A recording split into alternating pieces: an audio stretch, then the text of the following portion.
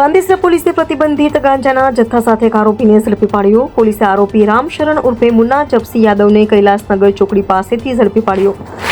પોલીસે આરોપી પાસેથી 5 કિલો 11 ગ્રામ પ્રતિબંધિત ગાંજો મળી આવ્યો હતો, જેની કિંમત ₹50,110 થાય છે.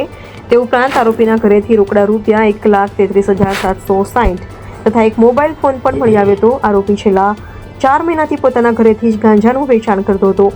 આરોપી રાહુલ નામના વ્યક્તિ પાસેથી ગાંજો લાવ્યો હતો, જેથી પોલીસે રાહુલને વોન્ટેડ જાહેર કર્યો છે. તે ઉપરાંત આરોપી વિરુદ્ધ NDPS એક્ટ મુજબનો ગુનો નોંધી આગળની તપાસ શરૂ કરી છે.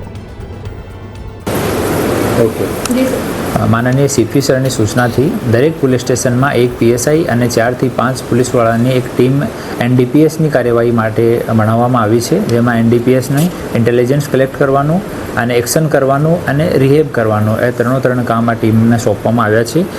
એના અંતર્ગત પાંડેસરા પોલીસ સ્ટેશન વિસ્તારને NDPS ટીમને ખબર મળી કે એક રામશરણ ઉર્ફે મુન્ના જીપ્સી યાદવ કૈલાસ ચોકડી પાસે એનું ઘર છે અને મૂળરૂપ ગયા બિહારનો રહેવાસી છે. એના ઘરથી એ ગાંજાનો વેચાણ કરે છે.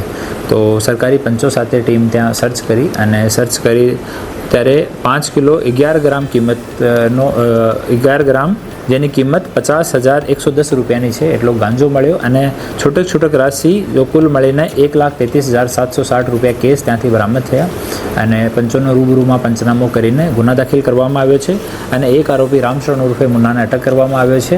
અને રામશરણથી જો સપ્લાય ચેન છે એના એક બે નામ રામશરણ આપ્યા છે કે એ 1-2 માણસો મને હોમ ડિલિવરી ગાંજાની કરતા હતા. હું ફોન પર એના સંપર્કમાં હતો અને હોમ ડિલિવરી કરતા હતા, તો એનો નંબર બધું લઈને ટેકનિકલ ઇન્વેસ્ટિગેશન હવે ચાલુ છે. અને સાથે NDPSની ટીમ અમારી ફર્ધર જો કન્ઝ્યુમ કોણ કરે છે એના વિષયમાં પણ જાણકારી પ્રાપ્ત કરી રહ્યા છે. પછી આપણે આનો રિહેબ માટે આને સુધારવા માટે જે કોઈ ગુનાહિત પ્રવૃત્તિવાળો હોય કે ફર્ધર વેચાણ કરતો હોય તો એના વિરુદ્ધમાં અપરાધિક કાર્યવાહી કરવામાં આવશે. કેટલા વખત આ ગાંજાનો વેપાર ઘરેથી કર્યો?